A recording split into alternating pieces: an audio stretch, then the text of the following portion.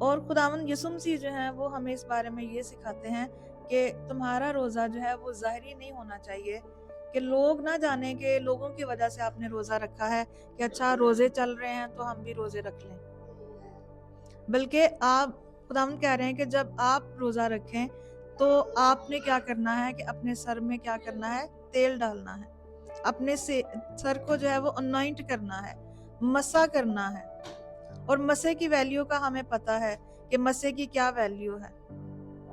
मसा जो है उसको देखकर जो शैतान के जितने भी तीर हैं वो हम पर नहीं चल सकते, क्योंकि मसे से शैतान जो है वो भागता है। मसा जो है वो हम पर कोई आंच नहीं आने देता, इसलिए अपने मस्से को संभाल के रखना। तो कुरान कहता है जब आप रोजा रखें तो अपने सर में तेल डालें, यानी अपने सर को अनॉइंट करें, मसा करें और अपना मुंह धोएं, ताकि कोई भी आपको रोजादार ना जाने